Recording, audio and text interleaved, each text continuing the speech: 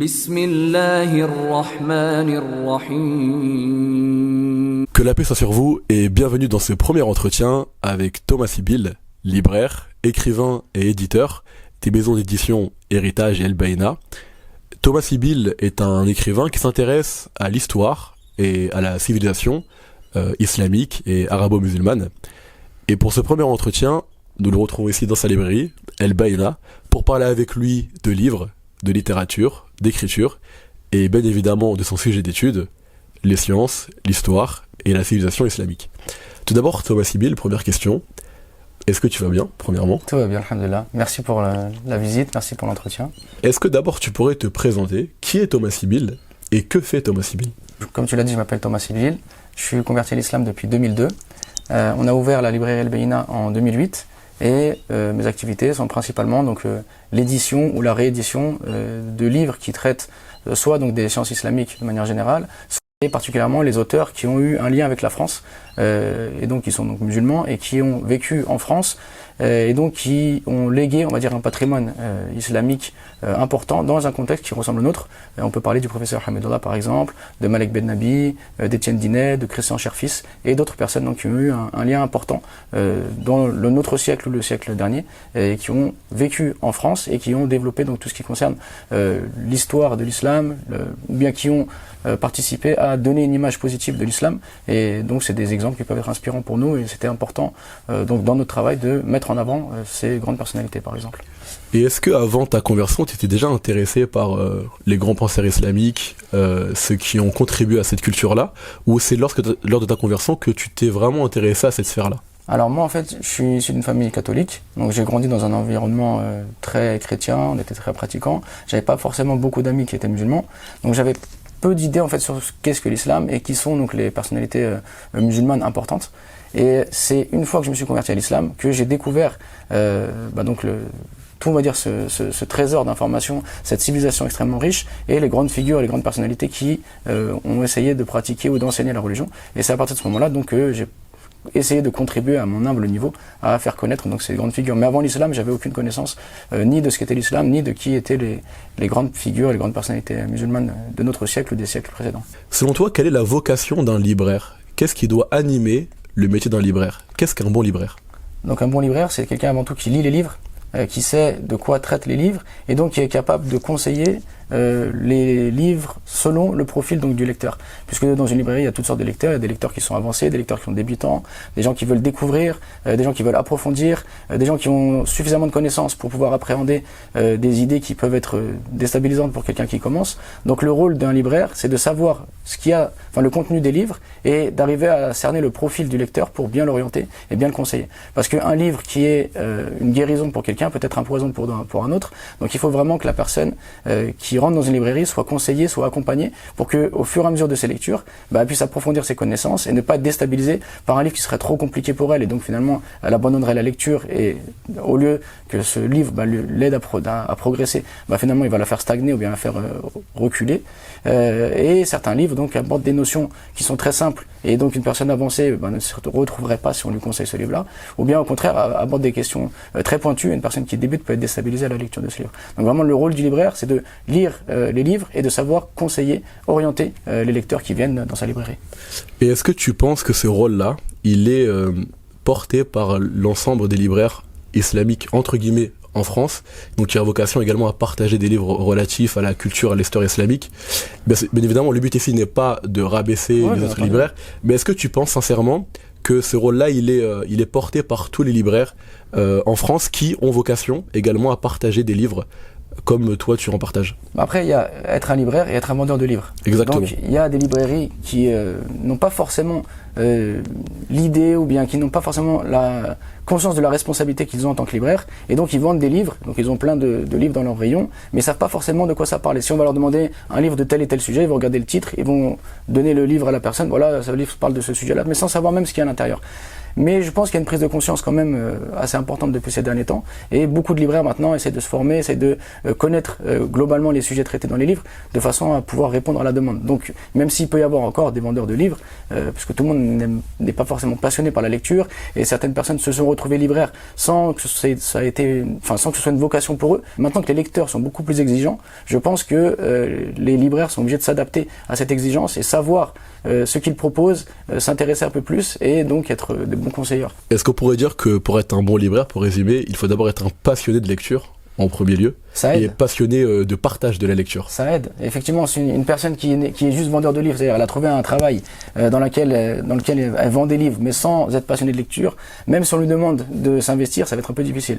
Parce qu'il y a tellement de choix, il y a tellement de livres qui sortent, le monde du livre est tellement dynamique que si la personne n'est pas passionnée de lecture, elle va être vite dépassée et avec les sorties régulières, elle ne saura plus où donner de la tête. Mais quelqu'un qui est passionné de lecture, dès qu'un nouveau livre va sortir, il va se plonger dans la lecture de ce livre-là. Quand il va être dans les transports pour venir à son travail, il va lire. Quand il va être chez lui le soir, il va lire. Quand il y a un moment calme dans la librairie, il va lire. Donc ça va forcément l'aider. Effectivement, je pense que c'est difficile d'être libraire sans être passionné de lecture. Est-ce que tu as des critères de sélection pour les livres? C'est-à-dire, lorsque tu les lis, est-ce que déjà l'auteur est pris en compte, la thèse soutenue, entre guillemets, est pris en compte, le credo de l'auteur également est pris en compte, ou non? Et si oui, il a des critères, quels sont-ils?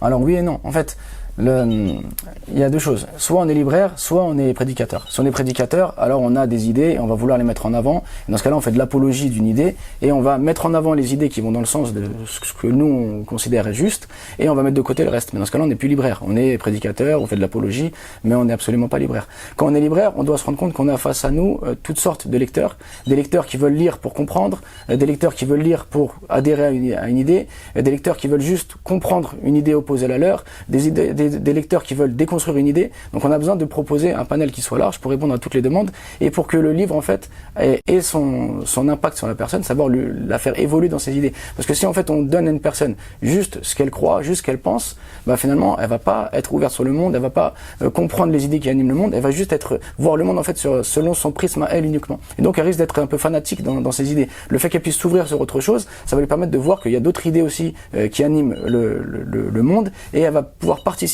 donc au débat d'idées. Alors après, justement, c'est là que le rôle du libraire est important, c'est-à-dire que tous les livres ne sont pas bons pour toute chaque personne. Donc forcément, quelqu'un qui débute ne va pas avoir le savoir et le recul nécessaire pour comprendre d'autres idées. Et ces idées peuvent être dangereuses pour elle parce qu'elles peuvent, par exemple, la mettre en doute ou bien lui faire adhérer à des choses qui sont mauvaises. Donc c'est là que le libraire, lui, a un rôle de conseil, d'orientation pour que la personne qui débute aille vers les livres qui sont simples et qui expliquent les choses de manière générale et globale et que la personne qui est plus avancée, qui est apte à interroger d'autres idées, qui puisse prendre des livres dans lesquels il y a des idées qui sont bonnes mais des idées qui sont fausses, sache comment en fait se comporter vis-à-vis du livre. Donc en fait la question c'est pas est-ce que l'auteur est bon, est-ce que l'édition est bon, est-ce que le sujet est bien traité, c'est est-ce que le lecteur a les outils intellectuels pour être capable de lire ce livre-là et de critiquer ce qui est critiquable, d'accepter ce qui l'est pas. Et là c'est le rôle du libraire d'accompagner le lecteur dans son choix et dans son cheminement. Dans les sciences religieuses, oui. On a cette idée générale et que les croyants partagent aussi entre eux, c'est que la religion incarne une certaine vérité absolue émanant de Dieu. Et est-ce que la pluralité d'avis au sein de la religion est toujours acceptable?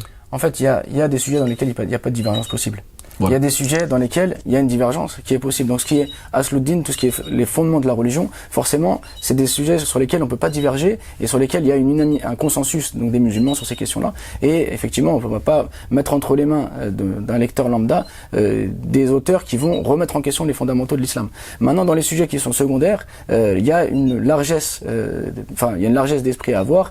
Il y a des divergences qui sont parfaitement tolérées et le fait de les connaître, ça participe au débat d'idées et ça participe à l'ouverture de la personne. Mais effectivement, dans les sujets qui sont fondamentaux, sur lesquels la religion repose, il n'y a pas de possibilité de remettre en question ces choses-là. Et c'est pourquoi les livres qui vont traiter ces sujets ne doivent pas être mis entre les mains de tout le monde. Ils doivent être mis entre les mains d'une personne qui a déjà un bagage solide et donc qui va être capable de comprendre, de distinguer entre le vrai et le faux, afin de ne pas tomber justement dans certains pièges. Donc quand je disais qu'il faut avoir une largesse et proposer un panel assez large de ce qui se dit et ce qui se fait dans le monde musulman, c'est bien sûr dans ce qui est acceptable et non pas dans ce qui va remettre en cause les fondamentaux de l'islam.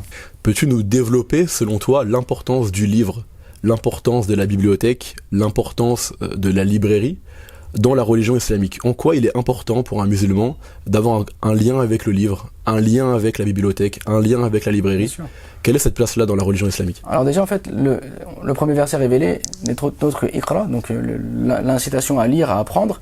Iqra bismi rabbika, donc avec un objectif. Ce n'est pas lire pour lire, c'est lire avec un objectif. Donc chercher à connaître sa religion, chercher à connaître son Seigneur, chercher à connaître son prophète, chercher à connaître la civilisation musulmane. Et en fait, en lisant, on s'inscrit dans une dynamique civilisationnelle, c'est-à-dire on découvre ceux qui nous ont précédés, on découvre ce qui a été écrit, ce qui a été pensé, et donc on peut nous aussi s'inscrire dans cette démarche. Et également dans le Coran, donc Allah nous dit Ar-Rahman, allama al-Qur'an, khalaqa al-insan, donc il nous enseigne, Allah dans ce verset nous montre que, il nous parle de ce qui a été révélé, et ensuite de la création de l'homme, pour nous montrer que le savoir précède la création, donc le savoir est la chose la plus importante. Et donc il y a vraiment une incitation à aller vers le savoir, et plus la personne va vers la connaissance, plus la personne s'ouvre, et plus la personne est éclairée dans sa vie. C'est-à-dire qu'elle vit en ayant conscience, donc qu'elle va mourir, qu'elle va avoir des comptes à rendre, mais elle est également consciente qu'elle a un rôle de vicaire sur terre, et donc elle doit participer à cet effort civilisationnel qui ne peut être fait qu'à travers la science et la connaissance.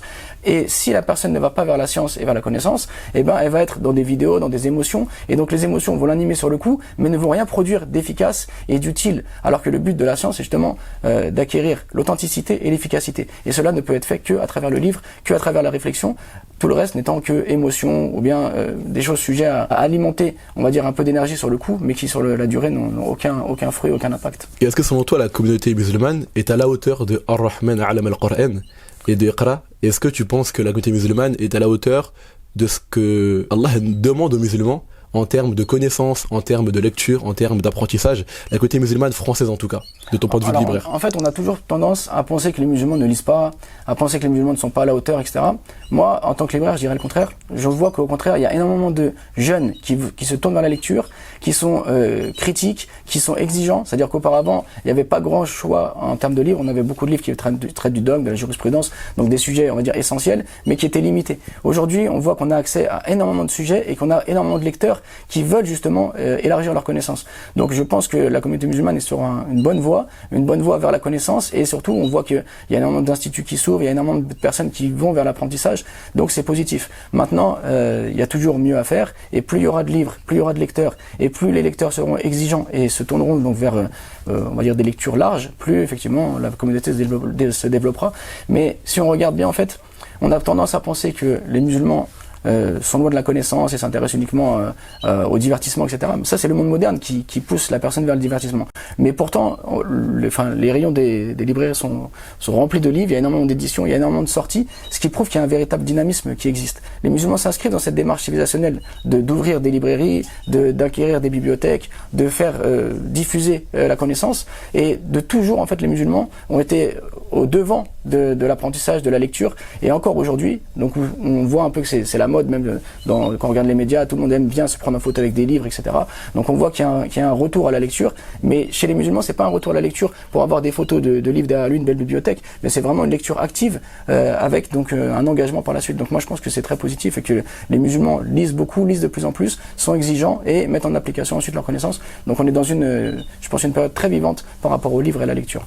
Tu as écrit plusieurs ouvrages, notamment L'Islam au secours de l'homme moderne, paru en 2022, Le Coran, un guide pour penser et agir, également paru la même année, Vivre ensemble ou pas, question, en 2021, et enfin un livre connu, je pense, de beaucoup de musulmans français, La place de l'islam en France, paru en 2020.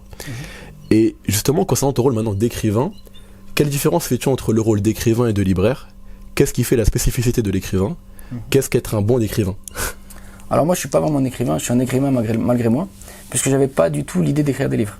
Mais je pense que la suite logique de la lecture, c'est l'écriture. Parce que lorsqu'on lit, on découvre des idées, on découvre des nouvelles choses, et on a envie de les partager. Et lorsqu'on lit beaucoup, on a après cette capacité de vulgariser des informations qu'on a prises dans des livres éparpillés, et qu'on sait que les gens n'auront pas forcément le temps ou l'envie de lire.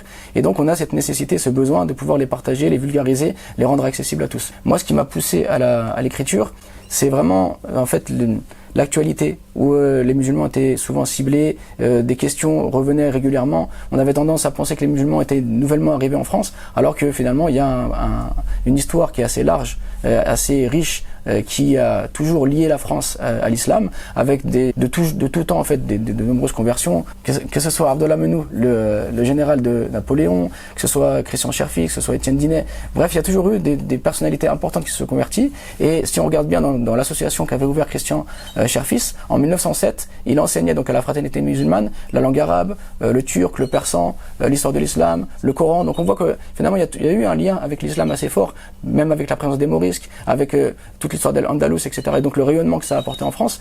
Et donc ça m'a donné envie d'écrire pour montrer aux musulmans ou non que voilà, les musulmans sont pas nouvellement arrivés, qu'il n'y a pas une intégration à avoir, mais que finalement chacun participe à l'histoire de France. Et donc il faut trouver ces références communes plutôt que chercher des points de divergence, essayer de voir les points de convergence qu'il y a.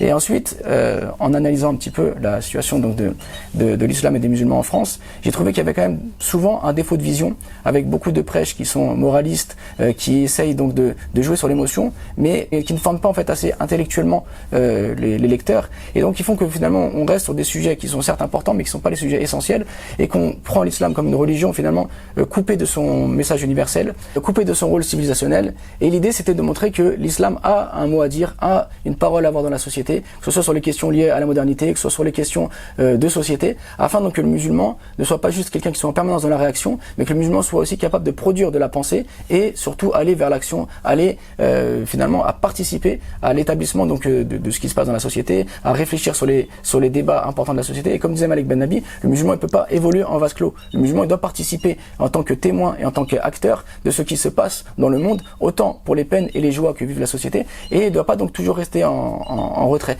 Et l'objectif à travers tous ces livres, c'était justement de pousser un peu à la réflexion et de pousser finalement à l'action. D'où le titre, le Coran guide pour penser et agir. Voilà, donc pour penser et agir, penser avec authenticité, donc avec les sources de l'islam, et avec efficacité, et non pas rester toujours dans la réaction et dans le retrait de ce qui se passe dans les débats actuels de la société.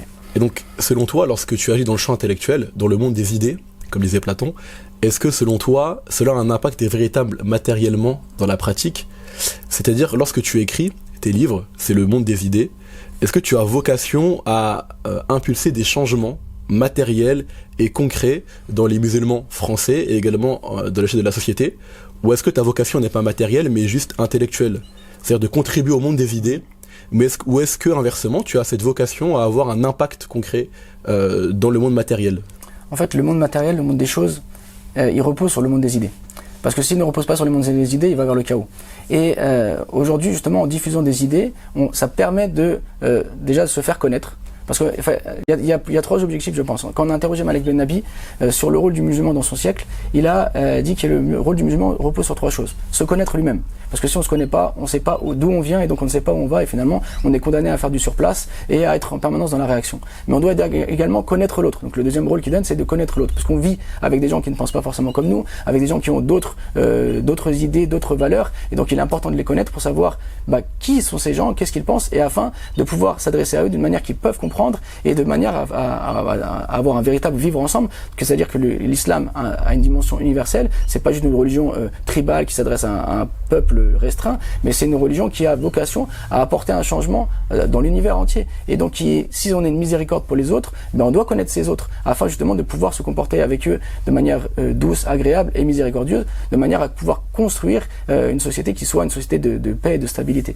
Et ensuite, il dit, dans le troisième rôle qu'on a, c'est de se faire connaître. Parce que bien souvent, justement, les gens nous connaissent à travers des préjugés, à travers des idées qui sont fausses, et si on ne va pas vers l'autre, si on ne va pas communiquer avec l'autre, dialoguer avec l'autre, on va finalement le condamner à penser sur nous ce qu'on n'est pas. Donc on doit se connaître l'autre et se faire connaître. Et c'est un peu le rôle de l'écriture. Ça permet de faire diffuser des idées qui permettent aux musulmans d'apprendre à se connaître eux-mêmes et à leur donner envie d'aller approfondir ces connaissances pour être vraiment sûrs de ce qu'ils sont, être fiers de ce qu'ils sont et avancer donc dignement. Ça permet donc de connaître les idées des autres et donc d'échanger et de dialoguer. Et de cette manière-là, on se fait connaître. Et de cette manière-là, on a une action qui est positive dans la société, puisque finalement, bien souvent, les gens ne se connaissent pas, imaginent chacun que l'autre serait comme ça, l'autre pense comme ça, mais en mettant à plat nos idées, en discutant d'idées, en ouvrant des débats, on crée du dialogue, on crée du lien, et là on crée donc un véritable vivre ensemble qui soit, on va dire, utile et efficace pour la société. Concernant ce champ intellectuel-là, le champ intellectuel est important en islam. Le monde des idées est important en islam. Et est-ce que justement tu pourrais un peu juste continuer à développer sur ce point-là, en quoi il est important pour un musulman de se former intellectuellement à l'aune de sa religion, à l'aune de ses connaissances religieuses, et de ne pas rester dans des détails pratiques, dans des branches juridiques, et que le monde des idées, le monde du dogme et des croyances et de la spiritualité, le monde intérieur, en quoi est-il important en islam? Pourquoi le musulman doit avoir ce bagage intellectuel? Le fait d'avoir un dogme, d'avoir des règles dans sa jurisprudence, donc tout ce qui est normatif, est important, puisqu'on ne peut pas comprendre sa religion sans passer par là.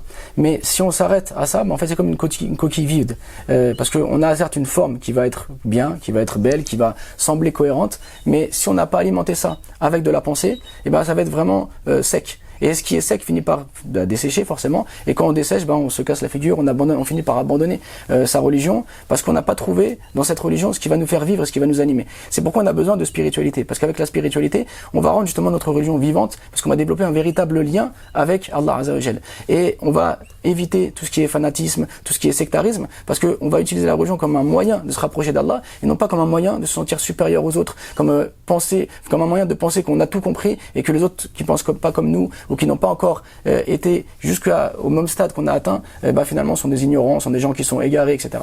Donc vraiment la spiritualité va nous aider dans notre relation avec Allah Azza wa Jal et dans notre relation avec les autres. Mais également on doit développer de la pensée, parce que on ne vit pas en retrait du monde. Si Allah nous a créés et nous a mis sur terre, c'est aussi pour avoir un rôle civilisationnel, et Allah Azza wa Jal nous a donné l'impulsion du savoir, mais il ne nous a pas tout révélé, parce que c'est justement grâce à la pensée, grâce à la connaissance qu'on va explorer ce monde, qu'on va découvrir ce monde, et en découvrant ce monde qu'on va pouvoir participer à l'effort civilisationnel.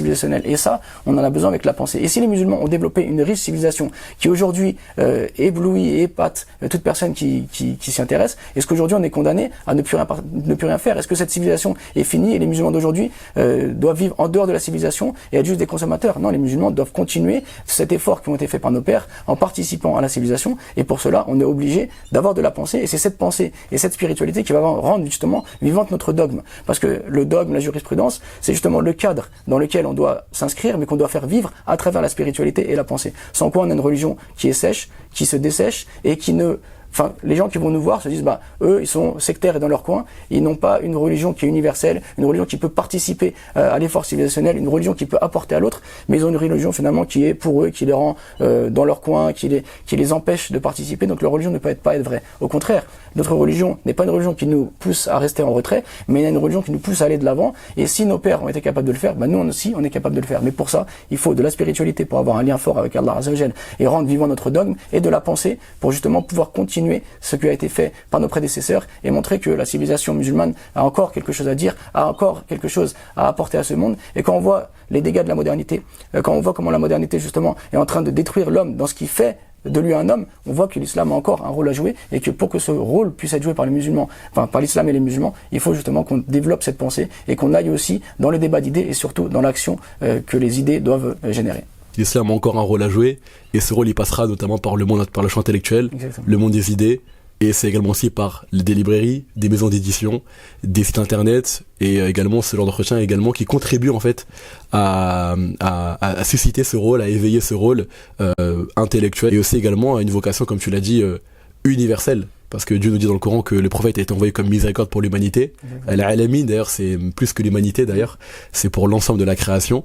Et donc, il faut aussi avoir ces contributions, non pas seulement pour les musulmans, mais aussi également pour l'ensemble de la société. J'ai l'impression que c'est ce que tu nous appelles, c'est une forme d'intégration, en fait.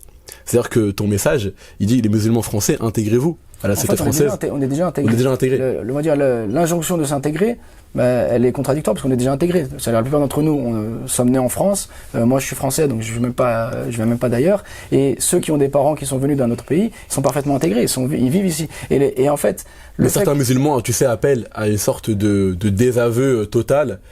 Qui du coup pousse justement les Français à ne pas s'intégrer dans une aversion vers la France pour un passé colonial par exemple, ou pour des valeurs qui ne vont pas être les nôtres.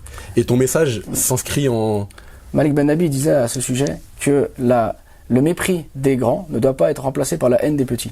En fait, on parle d'intégration, mais les musulmans sont déjà intégrés. C'est-à-dire les musulmans font partie de l'histoire de France, et c'est pas d'aujourd'hui. Depuis les Maurices jusqu'à nos jours, il y a toujours une présence musulmane en France, il y a toujours eu des activités islamiques en France, et on a des discours d'un côté comme de l'autre qui veulent justement casser cette intégration possible, mais on doit sortir du débat intégré ou pas intégré. On vit en France, on participe à la société française, donc à travers la connaissance de notre religion, ça nous permet d'avoir la tête haute, de vivre fièrement avec nos idées, tout en participant, avec un rôle actif dans la société. Et en aucun cas, le chantage à l'intégration ou à la désintégration doit nous empêcher d'avancer, puisque là où on est, on doit être utile. Aujourd'hui, on est en France, on se doit d'être utile pour nous-mêmes, pour notre communauté et à une échelle plus grande pour la communauté nationale. Et si demain on est dans un autre pays, on doit aussi contribuer à montrer la beauté de l'islam et à participer à la diffusion de la connaissance et à faire que notre religion soit toujours une religion active et positive. Là où on est, le musulman, là où il est, il doit contribuer au bien et il doit montrer qu'il est une source de bien. Et donc ça, c'est le rôle du musulman et ça se fait à travers la lecture